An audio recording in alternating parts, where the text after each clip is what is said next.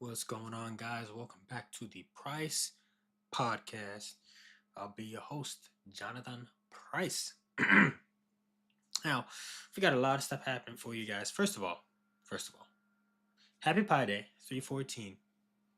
Just want to give you say Happy Pi Day to everybody out there. If you guys celebrate this day, yay! But if you're not, kind of like me, I don't celebrate either. I think it's a weird holiday. Very weird. Anywho, it is what it is. We are back here live this Saturday night. We got some chaos for you guys. Now, I just want to clear up the room.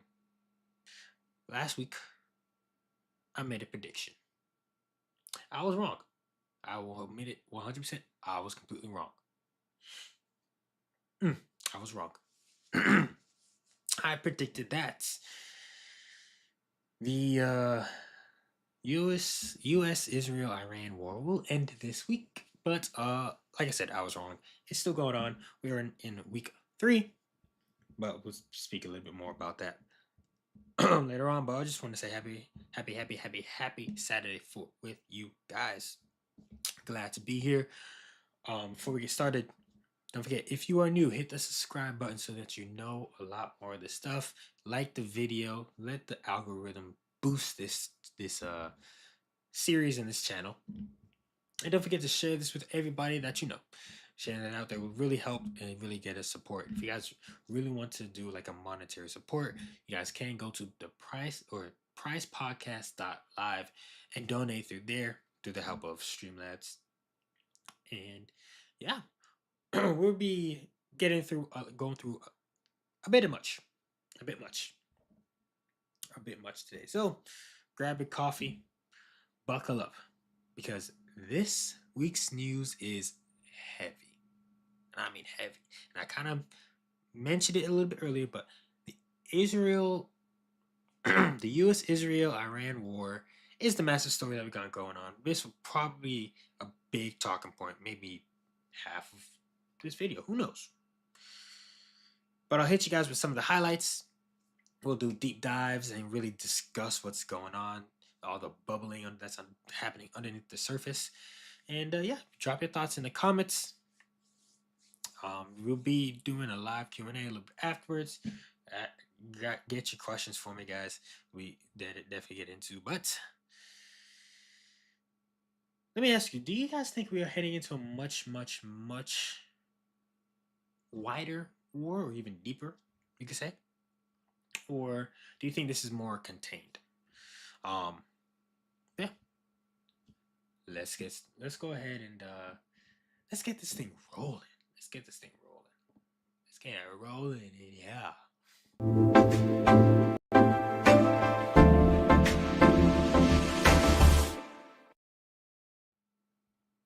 All right. So that's that. But we are back here. The first topic, the U.S. Israel Iran war. We are now entering week 3, day 15. And Trump did say that it'll be 4 weeks. 4 weeks max. So it should be wrapping up by next week. Hopefully it does. There have been some complications with Iran doing some of their stupid stuff. But yeah.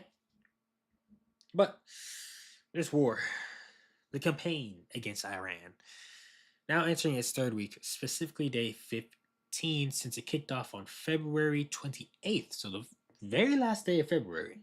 Crazy.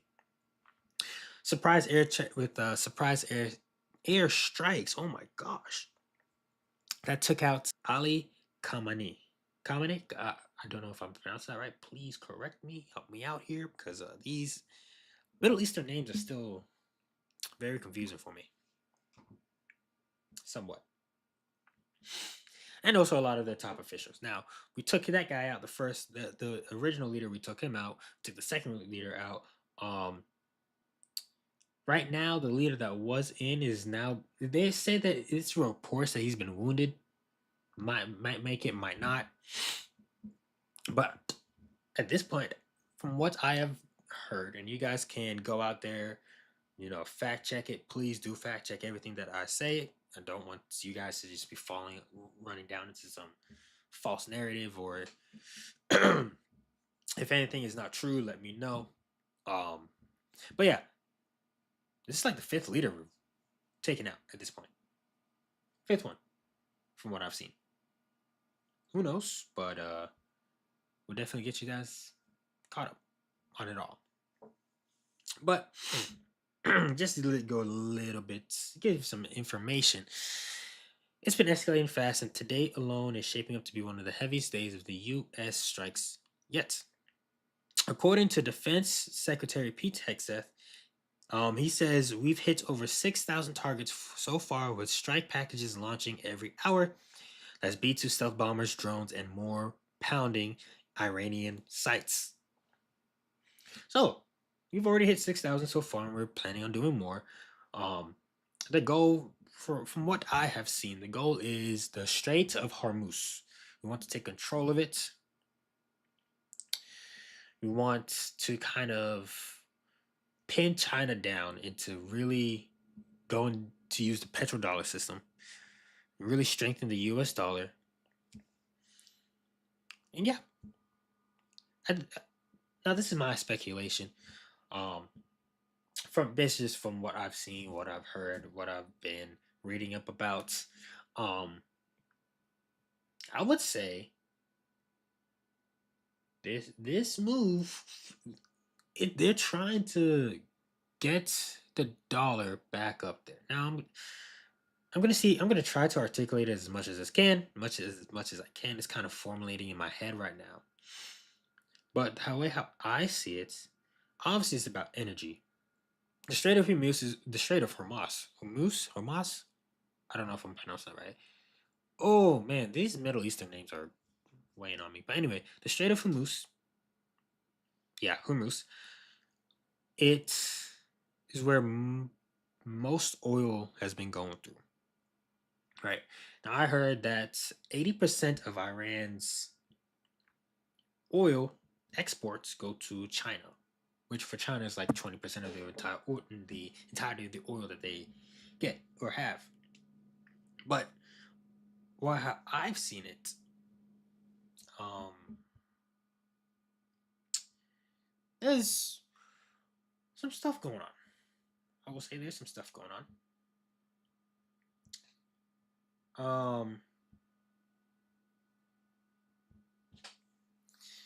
Yeah, that's really just it. There's basically been a lot of stuff going on. But just this morning, President Trump announced the U.S. forces totally obliterated military targets on Iran's Karg Island, the crown jewel of the oil export hub in the Persian Gulf. Now, there's a lot going on. That just happened this morning, so obviously there's definitely some fact checking that needs to happen. We'll probably get a lot more, but that's on Monday. Try to see where I can dig this all up by then, hopefully. But he emphasized they spare the key oil facilities to avoid spiking prices even more. But let's be honest, oil is already volatile. It's already hovering over $100 a barrel, with the Strait of Hormuz effectively closed by Iran.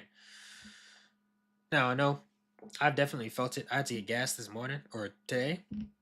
I did not like paying for all that. I was like, dang, that's the most I've ever paid for gas before. But like I said, the way how I think of it, it hurts in the short term, but in the long term,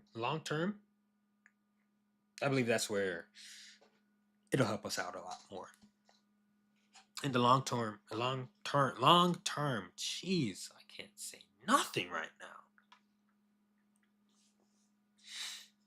In the long term, it'll definitely help. It'll definitely help. Gas, I believe, I believe honestly that once this is all over and the U.S. is in control, I believe 100% oil will be even cheaper than what it was before. We'll be seeing Trump priced oil during his first term before COVID. I believe we will see that. We will definitely see that. But obviously, Trump called it a huge success and warned that the oil terminals could be next if Iran doesn't back down. He's claiming we're way ahead of schedule, and Iran's Air Force, Navy, and military production are functionally defeated. Missile launches down 90%, drones down 95%. Now, if that is all true, well, yes, I'm liking it. I'm liking it all. But I know Trump, when he posts some stuff, he can, exaggerate a little bit too much, to where it's almost lying. But we will have to see. I don't believe this is all a lie. We'll have to get, like I said, we'll have to gather a lot more information and really get deep, deep into it. But I believe probably coming up Monday, we'll find out a lot. We will find out a lot. But Iran's not rolling over. Their new supreme leader. Now, if I am going to botch this guy's name, 100%. I've been trying to say his name, but I can't. But anyway, his new leader. I'm gonna try to say it. Majtaba Kamani. Kamani? I don't know. But anyway, he's Ali's son, who stepped in after the assassination, issued his first message demanding compensation from the US and Israel for their attacks. He's vowing to keep the Strait of Hormuz shut as a tool of pressure on Iran's hitting back hard missile and drone strikes on US bases in Iraq, Syria, and the Gulf. Plus attacks on allies like Bahrain, where 32 were wounded, Kuwait, Saudi Arabia, and a drone hit on the US embassy in Baghdad. They've targeted oil tankers and commercial ships too, with reports of 3 ships taken out this week. And get this, all right, get this. Iran's getting a tech boost from China. Whoa, oh my gosh. Honestly, I understand that. I understand. That I kind of just see that happening. China doesn't like the US at all. They want to be the independent, the global power. 100%. So this is that move. It's reasonable. It's a reasonable move. Very reasonable. Switching to the Baidu satellite system for better missile accuracy, making it harder for us to jam them. So, yes, so going back to what Trump said before, saying that it's functionally defeated. Okay, there might be some truth to that. There could be some truth to that. And that they're way ahead of schedule. There could be some truth to that, but it could have right now kind of just stopped after China decided to jump in, or at least not stopped, but I would say slow down. I think it kind of did slow down. Functionally, Iran probably is defeated, and that's why they're trying to ride China's back, trying to gain their support, gain China's support, and really trying to get all this done.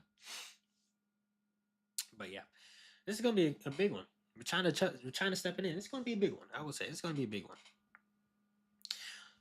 The conflict is spilling over big time. Israel expanded strikes into Lebanon, hitting Hezbollah. If I pronounce the name, I'm sorry.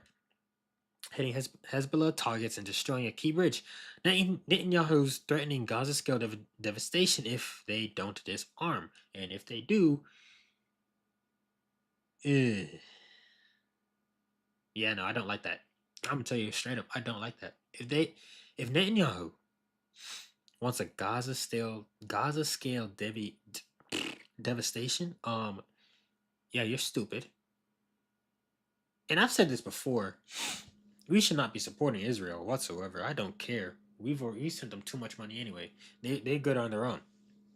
But if they want a Gaza scale devastation, and if it's going to hurt the Iranian people themselves, the citizens themselves, then we got a big problem. And I'm gonna tell you straight up, I don't like that move. I don't want to see that move happen. If that does happen, we can. I'm not gonna say anything else. But if that does happen, it's not gonna be pretty. I don't think we will be. No,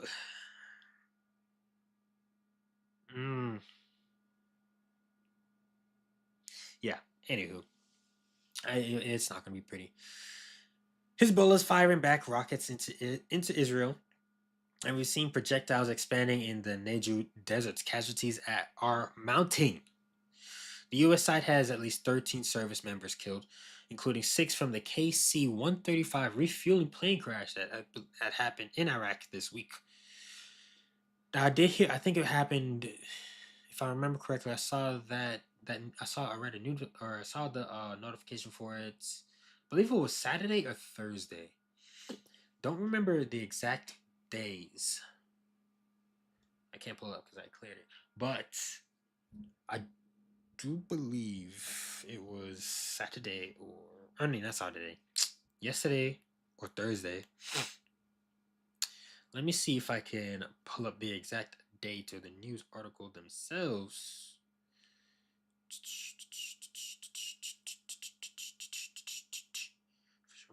Ukraine could be targeted with drone support for Israel. Where is it? Where is it? Where is it? Where is it?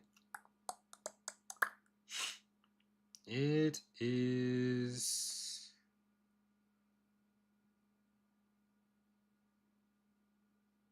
Huh. Huh, huh, huh. I can't find it for some reason. I think I'm on the wrong one. Whoa, what?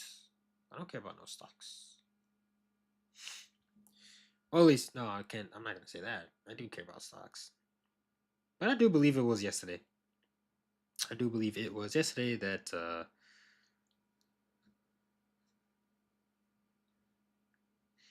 Yeah, I do believe it was yesterday or not. Who knows? I can't remember. But I think I think it did that was happening yesterday. So we will see. But they already have 32 wounded in the Bahrain. Oh wait, hold on. Yeah, no, I am.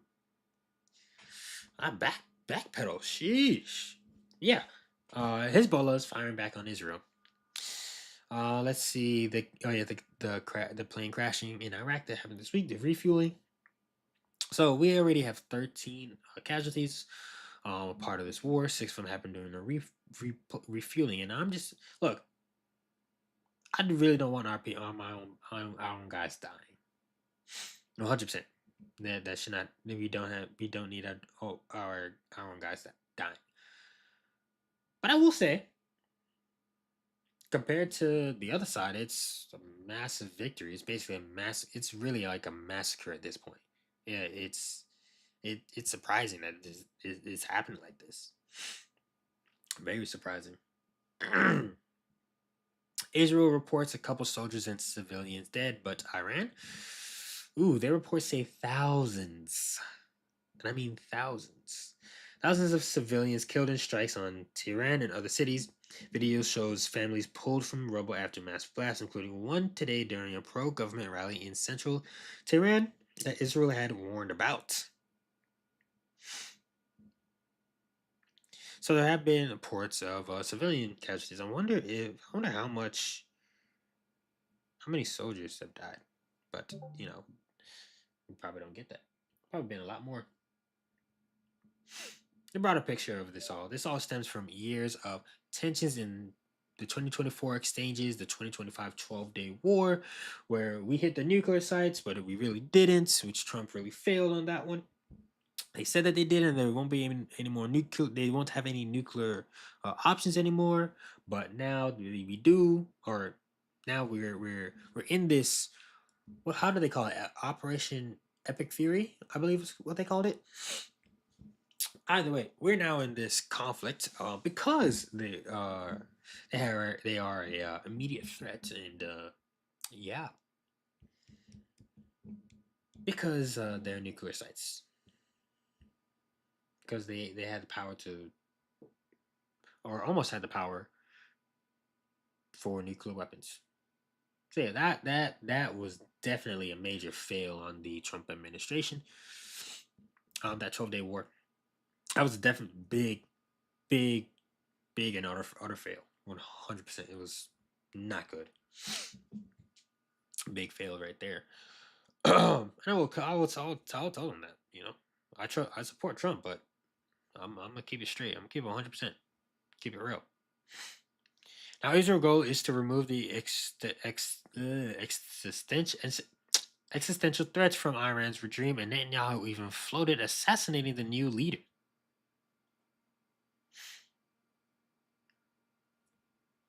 We will see what happens. Um, like I said before, I do believe that it kind of look. I'm gonna say this. I heard that he's already been injured. We will see what happens. We will see what happens. I don't know if he's already been assassinated or if he's been wounded already and he succumbed to his wounds, but we will see, and we'll definitely get some more information out there for you guys. Follow me on X at Jonathon Pryce 1, and I'll more than likely just post on there whether or not what's been happening. I'm gonna try to keep up with all this and a lot of other news happening. Midterms are happening, so I'm looking at that as well, seeing what's going on with the Senate, if they're gonna pass the Save Act or not. But we will definitely keep you guys posted. Follow me on John's Price One. Subscribe to the channel if you are new, and we'll see you go. We'll see what happens. Now. The UN experts are calling the strikes violations of international law, warning a full Middle East blowup. UN, what y'all doing? United Nations. I don't know. UN, okay. Economically, it's chaos, oil disruptions, stock markets tanking globally, even massive losses in India. Anti-war protests are popping up worldwide, and critics like Jeffrey Sachs are saying the U.S. and Israel underestimated Iran, risking a wider conflict or even World War III vibes. Yeah, I don't believe World War III is gonna happen. It will technically be World War III if Russia decides to join in as well, but I don't think that's gonna happen.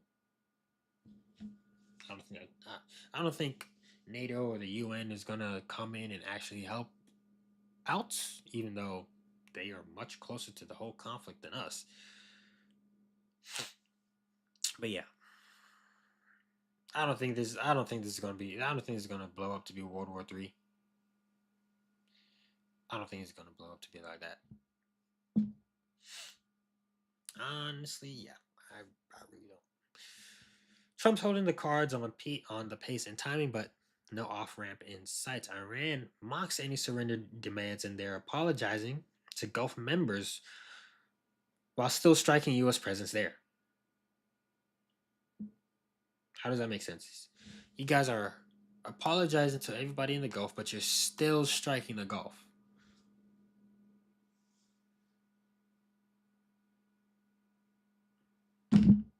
Yeah. We've got thousands more Marines and sailors deploying. Up to 5,000 have been reported amid fears of ground troops. And Tucker Carlson's out there questioning if we're really ready for that. Hitting at high public opinion might shift with the big event.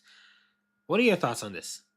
Is this a quick win, or are we in for the long haul? Chats are open. Let me know what you guys think. Now, the war's sucking up all the oxygen. But there are other few stories that have managed to break through this week. Some domestic, some international, and a couple that feel eerily connected to this bigger chaos. First up, the tragic incident in Michigan. Thursday, a suspect rammed a vehicle packed with explosive into Temple Israel synagogue near Detroit. The 41-year-old driver,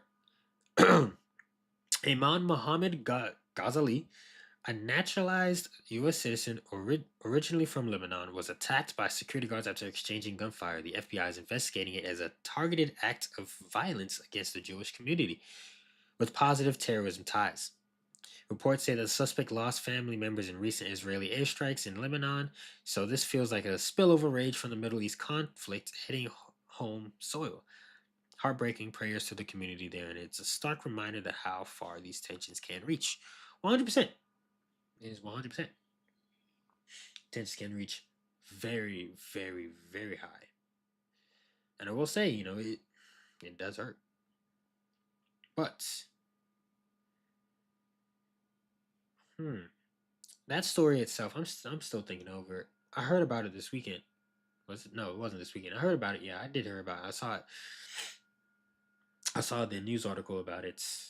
Um, this Thursday, this past Thursday, when it happened. Now, whether we will see. A U.S. citizen. He's saying that his family was attacked in Lebanon by Israel. We will see what happens. We'll definitely see what happens with that story. Pretty sure there's much, much, much bigger about that. There's also been, and what's it called? A war, or not a war? Sorry, the attack on Zon Mandani in New York. I think it was, if I remember correctly, it was his house. I believe it was, but from what I've seen, what I've heard, what I've kind of just gone through, it was another protest happening. I saw the video. It was a guy who was protesting for Israel. Then the Israeli man from Pennsylvania came up, threw a bomb. What type of bomb was it? It was supposed to explode on impact. Didn't happen. I believe they caught him. If I remember correctly, I do believe they did catch him. I saw a video. I saw a picture of it. I'm not 100% sure if it was him or not. I do believe that he was caught. We will see what happens. On the domestic front, the Trump administration just signed a couple of executive orders and aimed at tackling home affordability, which for me is what I want, because I want to buy my own house. I love my parents, love them to death, but I want my own place. I want my own place. Badly. Like I said, love my parents, but I want to have, like I said, I want my own place. I want to trying to find a wife and trying to start a family. So yeah. So tackling the home affordability is, wow, chef's kiss. Put that salt on there. That type of stuff. I like that, which is a huge issue for a lot of voters, especially me, especially when we're heading into the midterms, right?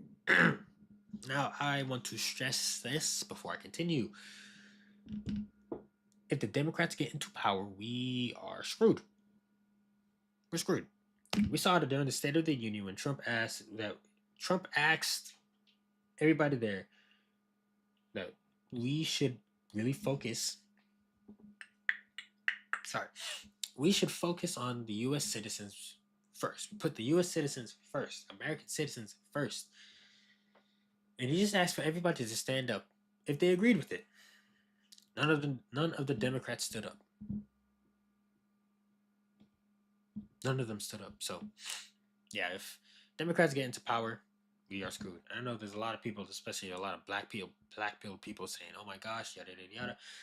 Trump and the GOP is not going to do anything. They're not going to help us out at all. Yeah, those type of guys, they say that they're going to vote for the other side and not vote at all. I will tell you this: if the Democrats win, we will lose everything that we have been working for and we have been fighting for. So, for all the guys that are black pilled, trying to say, or saying that you're not going to vote, you're not going to go out and really just do anything or vote for the other side, don't. I highly recommend you don't do that. Go out and vote for the GOP, because if Democrats get into power, I will say this again, and I can't say this enough. If the Democrats get into power, we are screwed. This country will be done. Completely done. But anyway, One of those executive orders cuts back on some environmental regulations and green building codes to speed up permitting and construction. The other simplifies the mortgage process to make buying easier for middle class families. Trump's pushing hard on this, saying it's about putting more Americans in homes they can actually afford. Critics call it deregulation that could hurt the environment long term, but it's playing well with voters worried about skyrocketing housing costs. And it's true; these houses are not cheap. These houses are definitely not cheap, and I want to buy a house. So yeah. Plus, I really don't believe the environmentalists. I don't see how that helps us. If you understand me, I don't see how that's how I don't see how that's gonna help us whatsoever.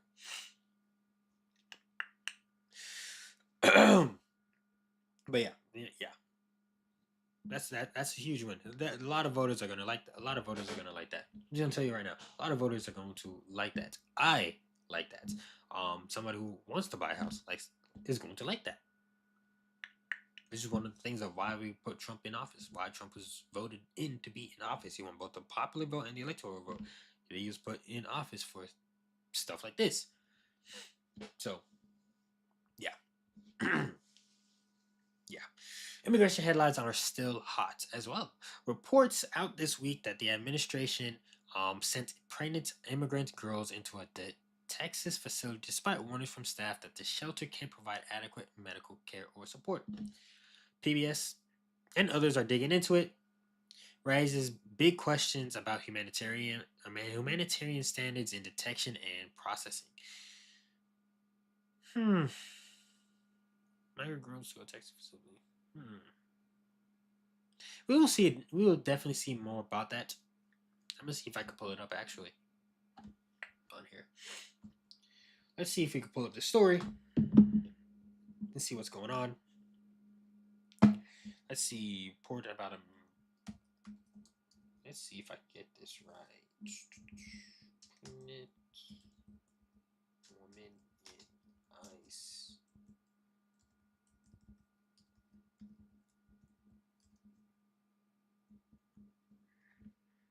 And postmortem woman neglect and abuse. That's not this year. February 13th. Hmm. Center reproductive rights. Let's see.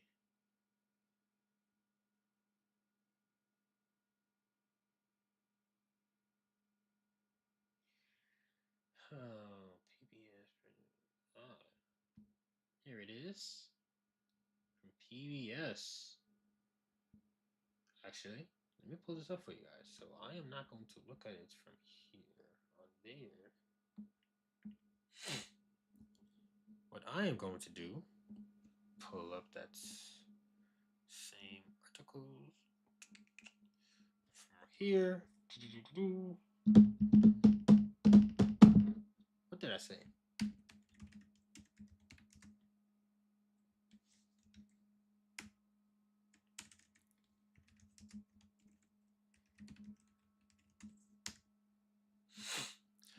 Take my ice. Where is PBS? Here it is. This is the PBS news right here. Cookies.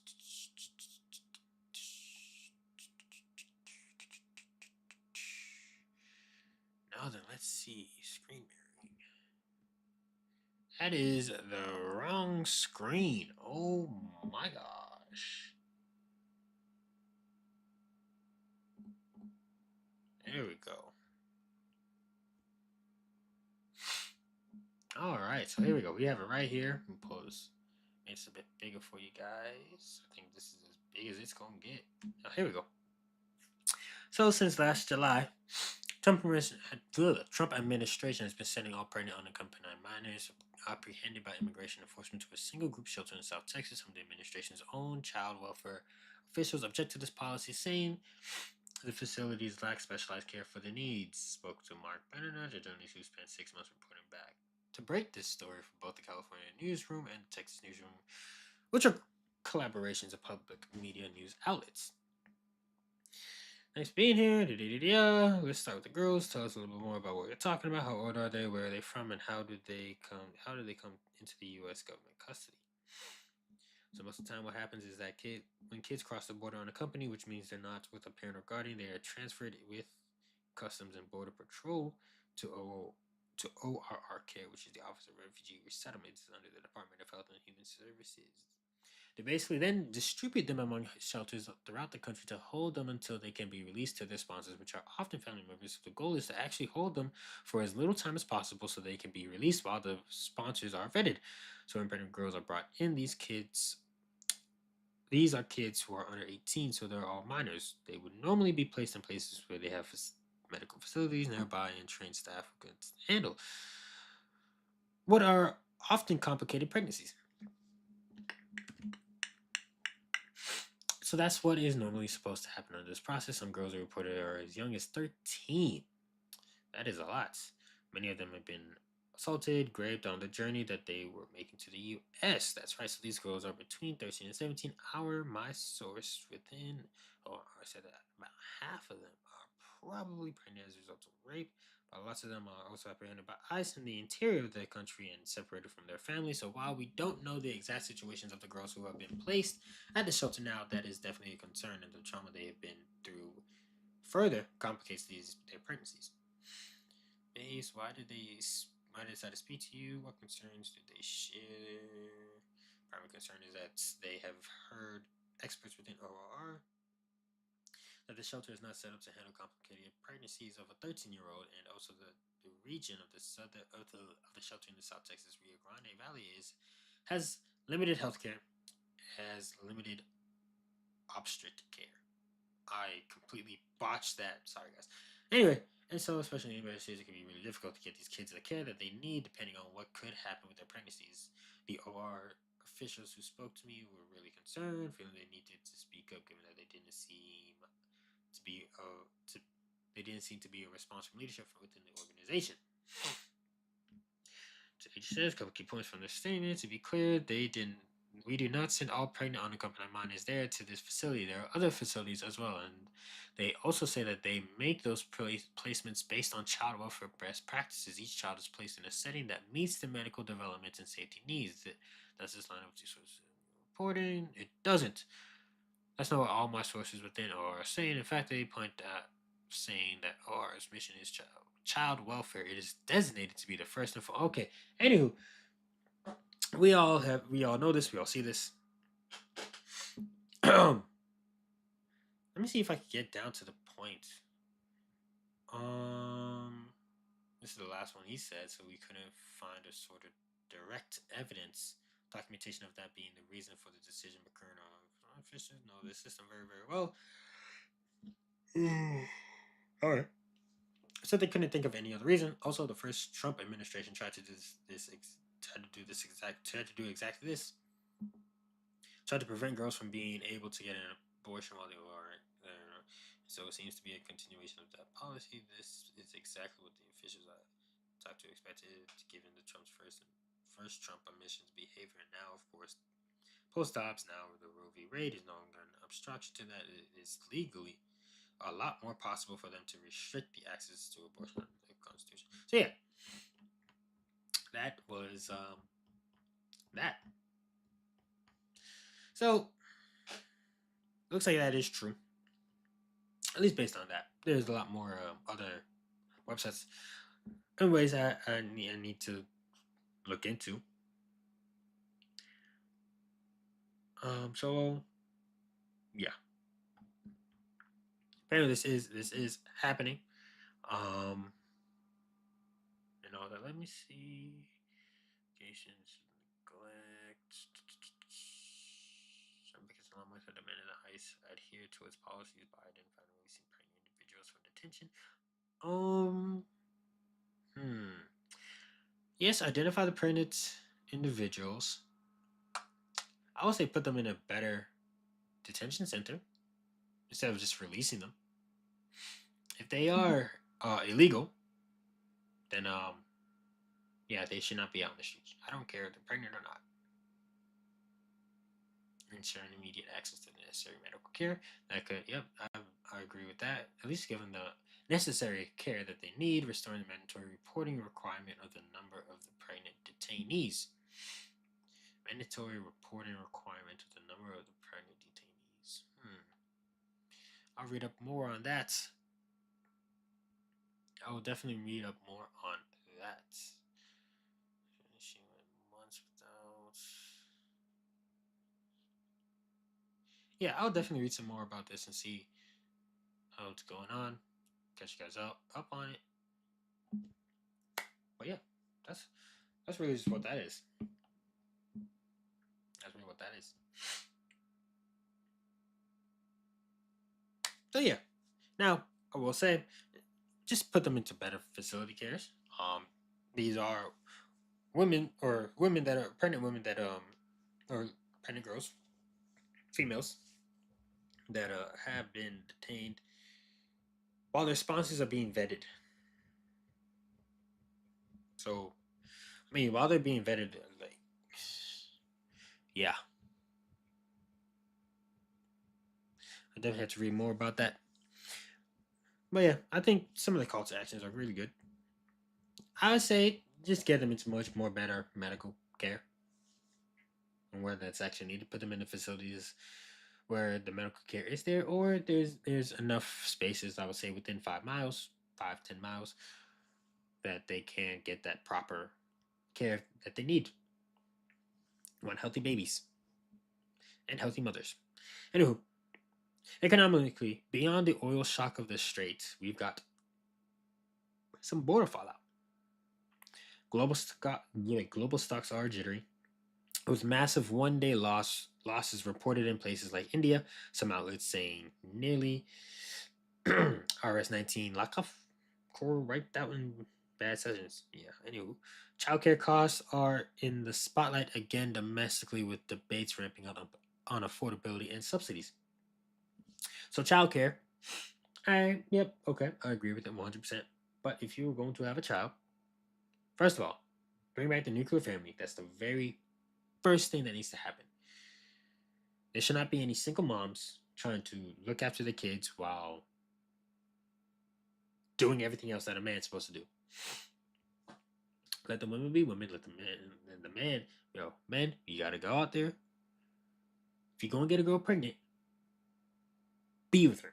If she's pregnant and she has a kid, I don't care. Be with her. It's now your responsibility. Do not you? Look. I don't believe that. I don't think that men should be able to walk away from their duties and responsibilities as a father. If you are going to be a father, man up, grow a pair of balls, and be a father. I'm not asking for much. Just be someone that is dependable. That's all I'm asking for. Just be dependable. All right, man. Don't be a wuss. Anywho, you got some balls. Start using them. So, childcare. Hmm. I believe there's to a certain point that the government can help, but for single mothers, if there is a mother and a father, it should be lower. I would say they shouldn't be depending on the government to help to help their families. But if they're a single mother or single father, yeah, he could help. If single mother or single father, you could definitely help and help that baby grow. Right? If you're taking care of a child all alone, yeah. Now, if you're not, if there's two of you, yeah, yeah. Anywho, internationally, North Korea is keeping things spicy.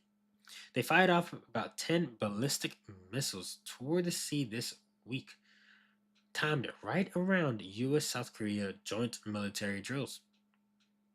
Pyongyang's classic provocation, and analysts say it could be an opportunism while the world's distracted by Iran.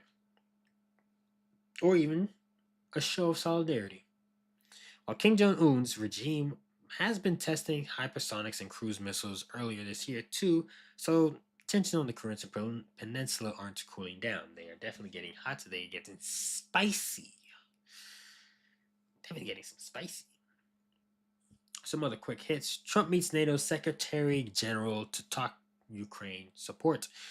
Amid fears that focus on Iran is diverting air defenses and resources from Kyiv. Um, look, at this point, we are more focused on Iran. Ukraine, get your crap together. Look, this solution has been out there, been brought up, but Ukraine, take your losses. Whatever Russia has already taken over, let them take over. Like, at this point, Russia is not going to stop. Ukraine, you're not strong enough to beat Russia. That's why you're trying to put on our support. So, yeah. Look, I'm not a big fan of Israel or a big fan of Gaza or a big fan of Israel or Russia or anything like that. I'm not a big fan of war, right? But yeah, deal with your own stuff. Deal with your own stuff. Anywho, there's chatter about Meta potentially laying off staff amid heavy AI investments. AI is coming, guys. You got to figure out how to make money ourselves, open up your own business, do something. But AI is coming. A lot of jobs are going to be replaced by AI.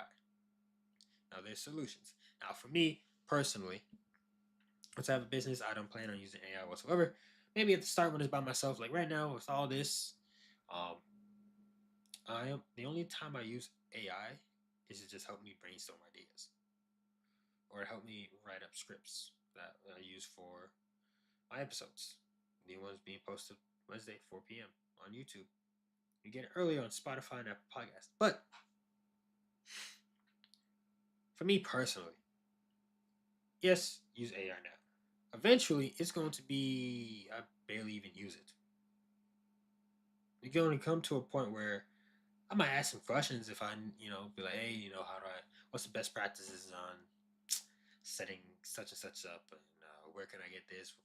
What are the best? Like, make getting a list for me, basically. Like, hey, what is the best list for desktops? What are the best desktops out there? Monitors, all that stuff. But for right now, later on, once I get this money going and everything, yeah, I'm planning to use AI as little as possible. I'll check it every now and then just to be like, hey, what's new? But plan to use it as little as often. Um, for me, my business, I want to create jobs. I want to have American people. I want to have Americans be able to own money or earn money. Yeah, create those jobs and do all that stuff. That's what I want. 100%. 100%. So that aside, Pi Day is still getting its due in schools and online. Shout out to the math crew holding it down. NBA action. Anthony Edwards torched for 42 points. Pure highlight stuff is if you're escaping the news cycle. Now, another big thing for the NBA. Bam, how do I pronounce his last name? Abiano? Anyway, he just scored 83 points in a game. Big achievement. Was it really that better than Kobe though? 2 points higher. But the way how they were doing, the way how Kobe had to do it, they were down like 30 points. 30 points, guys. 30 points. And Kobe came in and started just making it. Just shooting, make. And got up to 81 points and won the game. This one, bam. Okay, great. You broke the record. You didn't do it like Kobe. Or even or even Russell Westbrook. I know Russell Westbrook recently. There was like a few years ago. I think he was fighting for it. He got 81 points or 80 points, whichever one it was. But he was fighting for it. They weren't up by like 30 or something points. 35, 30 points, whatever it was. He wasn't up. He was fighting for it and he still lost. But he fought for it. That that that that gives me that for me, he got more respect from me than Bam. Because he fought for that. Although I can't remember if he won or lost, but I don't think he won. I don't think he won. If you guys big sports fans, let me know. But I don't know if he won or not, but Bam, you were you were fed those points basically. You were fed those points. Kobe Bryant, this man fought for them. He fought hard for those points. Think he was like what down 15 or something, and he fought. He came back and fought for every single one of those points. Bam, you didn't do nothing. Like you really didn't do nothing. So yeah. Right now, Kobe's 81 points is still better than Bam's 83 points. 100%. I don't care. Find me. You can hate me. I really do not care.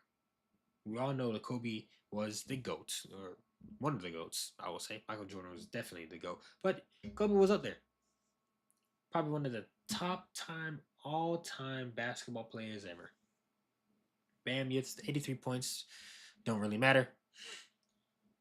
Kobe's 81 points was definitely a lot better. I'll tell you that right now. Definitely a lot better. But you guys, hey, ask me some questions. Let me know. Do you guys think that Bam's 83 points was better than Kobe's 81 points? Let me know. Let me know down in the comments. But that has been the rundown for this week. The chaos that's been going on with U.S., Iran, and Israel. And yeah, U.S., Iran, and Israel. And a bunch of other stuff happening this week, especially domestically, home affordability, trying to buy a house. So I like that. I like that move. Midterms are coming in. Texas runoffs. You got Ken Paxton. Brian Herrera is going on a runoff. Paxton, I'm gonna say this: if you're watching this, do not quit. Do not get out of the race. Stay in it. Do not give him an ultimatum. I will say I'm not in Texas, but everything that I've heard from Texas and people, everybody who was more informed from it, more informed, you are the much better candidate. Do not leave. Do not get exit this race. Go into the Senate, pass the SAVE Act, and get things going. Yes, pass the SAVE Act, get things going, and we definitely do a lot more. Definitely do a lot more. Like I said, that's been the rundown for this week. Oh, one more thing. Brian Herrera. That man's actually a cool guy. I saw him on the Timcast IRL. Shout out to him. That guy's a cool guy. Cool guy. Great guy. I want to see him win too.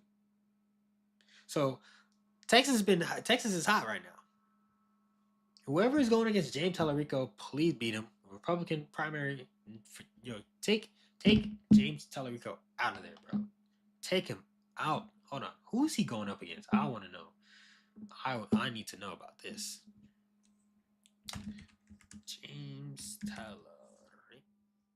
I don't care about his pose or his age or anything. Versus.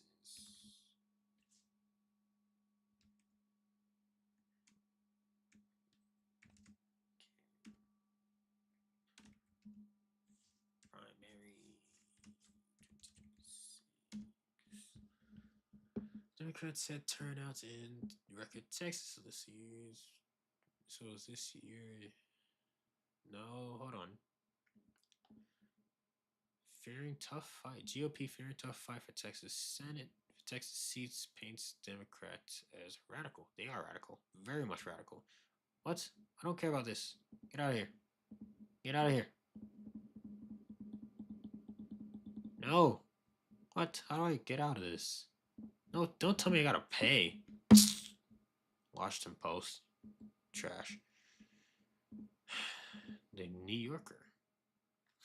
Instance Republican Senate candidate head to a runoff. Oh, San Rico. Yep. Republican Party incumbent Senator John Cornyn was forced into a runoff in May against Ken Paxton. Paxton and MAGA diehard who, as the Attorney General, sued to overturn Joe Biden's 2020 electoral victory. Has by the series of recent scandals in 2023. He was impeached by the Texas House on charges of bribery and obstruction of justice after allegedly using his office to benefit a Texas real estate developer. Look, Ken Paxton, do not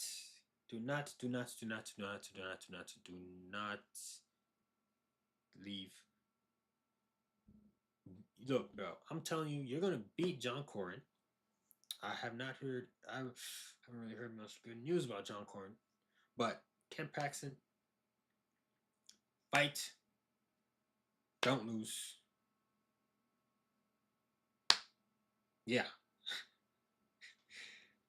Ken Paxton, stay in the fight and beat James Talarico. 100%. This is for Texas, bro. 100%. Beat James Talarico. Beat him. He needs to be stopped. He needs to be stopped. 100%. He should not be going in at all. Do not give the Democrats another thing. Don't do it, please. Anywho, that has been this week. I was gonna wrap it up a while ago, but we're gonna do it now. Anyway, that has been this week of the March 8th. This is the second week. Yep, the second full week of March. We're now heading into the third full week of March. A lot of stuff happening. Lots of stuff happening. Lots of stuff. But obviously, the Iran conflict is the 800-pound gorilla. But the world's still turning with North Korea tests, domestic U.S. issues, and everyday life pushing through. You know, everybody, we all have our own stuff going through. We all have our own life. Honestly, I do pray that everybody's able to find Jesus Christ 100%. Find Jesus Christ. Accept him as your Lord and Savior. And he will do you no wrong. He will do you no wrong. There will be trials and tribulations that you do have to go through, and he will help you get through it. But he will not do you wrong. He won't. He will not. Anyway, what do you guys think? What is the biggest risk right now? Oil prices staying high, escalation to ground troops, or something else entirely? Let me know down in the comment section. Like the video, subscribe if you guys are new, hit the bell notification so you guys don't miss out on any other stream or any episode that gets released. But if you're new, welcome to the Pryce Podcast. We break it down. We break it down real. No filters. No nothing. 100% me. 100% the truth. And if it's not, let me know. Because that's one thing I'm not gonna do. I'm not gonna parade around lies to any of you guys. I'm gonna give you guys the objective truth. I'll give you my take to some stuff, but I will tell you the objective truth to it all. And I will give you guys the information as much as I can. But yeah, we keep it real, no filters. There is no need for any of that. But stay safe out there, guys. World is turning into some other stuff. But stay safe, especially if you got family or friends in Iran or in that region, the Middle East right now. Pray for them. Pray for a safe journey back home. And I pray that everything will turn out all right. I want to thank God for everything that has happened, everything that we do. Without him, I would not be here. I would not be doing any of this. So yeah, thank God. Praise him, and I thank him for everything I do. For he is the one and the only one. For he is the one and the only God out there in the universe. The creator, the the Father, the Son, and the Holy Spirit. Thank you for everything that He has done, for everything that we have going on. And with that, we'll be over. We'll be back. We'll be back for some more updates. Next week, we will be doing another live stream. Might be doing something in between, but who knows. Thursday at 7 p.m., we will have a culture clash. A new series happening. A new series going on called the Culture Clash. Dang. Anywho, that's what we'll be doing. We'd be breaking down some culture, giving you guys some biblical truth about a lot of stuff. Last week we did a talk on dating. Next week we'll be figuring some stuff out.